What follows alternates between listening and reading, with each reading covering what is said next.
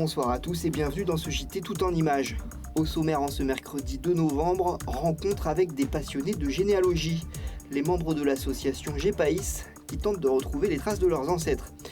Et puis direction le marché de la Flèche à la rencontre du seul rémouleur ambulant en Sarthe. Philippe Delaunay aiguise les couteaux, les ciseaux et toutes sortes d'objets tranchants.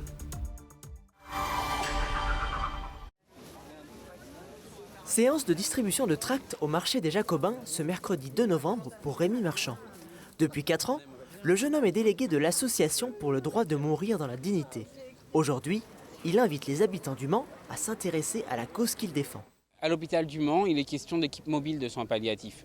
D'ailleurs, notre combat, il est en adéquation totale avec un vrai plan national de développement des soins palliatifs. On ne peut pas se battre pour qu'il y ait une loi de libre choix si on n'offre pas la possibilité. Aujourd'hui, 1 Français sur 5 ont la possibilité d'aller en soins palliatifs quand ils en ont besoin. Donc l'enjeu, c'est d'avoir du personnel qui est formé, qui est adapté, qui ont du matériel et des espaces pour pouvoir travailler aussi bien chez les patients que dans les structures médicales. Une volonté de faire évoluer le droit français, justifiée par un sondage IFOP de 2022, selon lequel 92% des Français seraient favorables à une loi de libre choix concernant la fin de vie. À ce jour, seul un accompagnement très strict et encadré des soins palliatifs est autorisé en France. Il y a des discours politiques, notamment de la part du président de la République. Il y a la Convention nationale sur la fin de vie qui est en train de se mettre en place, le Conseil national d'éthique également. Et on sent qu'il se passe quelque chose et on ne peut pas passer à côté. C'est toute notre place aujourd'hui de pouvoir informer les gens sur les droits des patients, sur les directives anticipées. Toutes les personnes intéressées sont invitées ce samedi 5 novembre à 14h30 à l'hôtel Ibis Centre-Gare Nord pour participer à cette réunion publique. Il n'y a pas d'âge pour faire son arbre généalogique. Morgane a 14 ans. Grâce à sa maman, elle-même passionnée, il a remonté le fil des générations jusqu'au XVIIIe siècle.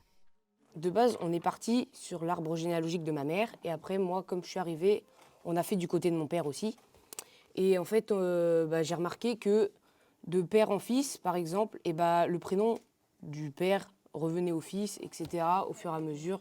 Et ça peut perdre un peu aussi.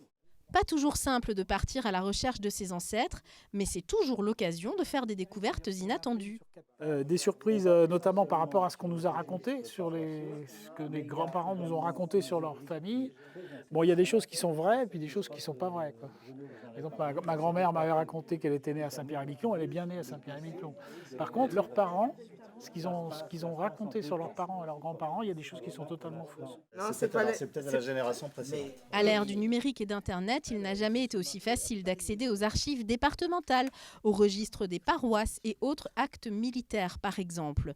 Mais les recherches demandent patience et persévérance, surtout à mesure que l'on remonte le temps. Alors, on peut remonter jusqu'en 1550, je dirais. Le problème, c'est qu'il y a l'édit de Villers-Cotterêts qui prescrit au curé l'enregistrement des naissances, mariages, décès.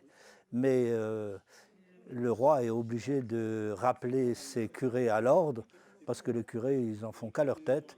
Concrètement, moi, en ce qui me concerne, avec certitude, je remonte pas au-delà de 1580.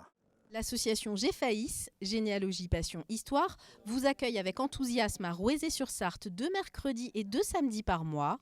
Elle vous délivrera la méthode pour bien progresser dans vos recherches. Vous pouvez rencontrer ses membres également les 19 et 20 novembre prochains, salle Claire-Signy au Mans, dans le cadre du Salon départemental de la généalogie. Le geste est précis, efficace. Au fur et à mesure des passages sur la Meule, la lame retrouve son tranchant.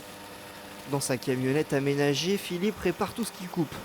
Les couteaux, les ciseaux et toutes sortes d'outils en acier ou en fer trempé. La différence qu'on peut faire, c'est l'usage qu'on va faire de l'outil. Par exemple, quand on prend un couteau, on n'affûtera pas un trancheur comme on affûtera un éplucheur, et on n'affûtera pas un ciseau de couture comme on affûtera un ciseau de coiffure. Voilà, chaque outil a sa spécificité et donc son style d'affûtage et son angle d'affûtage surtout. Philippe est l'un des seuls rémouleurs en Sarthe et surtout le seul rémouleur ambulant. Tous les mercredis, sa camionnette se pose sur le marché de la Flèche et les clients ne manquent pas. On peut essayer chez soi, mais après ça coupe pas au bout de 3-4 fois. Donc chez un rémouleur, très bien. Ça dure plus longtemps. Hormis cette clientèle de particuliers que je retrouve ici, j'ai essentiellement une clientèle de professionnels, parce qu'essentiellement, après, effectivement, dans les métiers de bouche, restaurateurs, boucherie, traiteurs, couturières, coiffeuses, voilà, tous ces gens qui utilisent des outils coupants ont des besoins d'entretien et d'affûtage réguliers, de bonne qualité, et pour pouvoir eux aussi travailler dans de bonnes conditions. Pourtant, il y a quelques années, les rémouleurs avaient totalement disparu en Sarthe. L'époque n'était plus à la réparation des vieux couteaux, mais d'après Philippe, aujourd'hui, la tendance s'inverse. Même les jeunes reviennent beaucoup vers nous pour refaire entretenir le matériel, parce qu'on est passé par une société de consommation importante.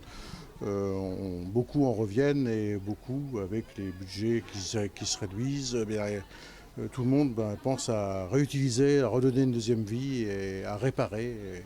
Et on voit que ça prend des proportions, que ce soit dans l'affûtage ou que ce soit pour d'autres objets. Les gens, de plus en plus, et j'espère que ça perdurera, ont vraiment un réflexe de faire réparer plutôt que de jeter.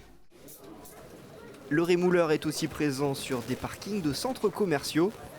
C'est le cas au Mans, tous les deuxièmes jeudis du mois, devant le magasin Métro. Et on finit le journal avec cette image. Souvenez-vous, la semaine dernière à Coulennes, Perla et Inès accompagnaient le street artiste manceau Lapin Blanc pour réaliser le portrait pixelisé d'Alexia Chartereau. Le mur jaune visible depuis l'angle des rues du Général de Gaulle et Jean-Claude Boulard arbore désormais le sourire de la basketteuse de l'équipe de France, originaire de la Sarthe. L'œuvre réalisée par ces artistes sera accrochée au moins jusqu'aux Jeux Olympiques 2024 de Paris. Alors n'hésitez pas à venir l'admirer.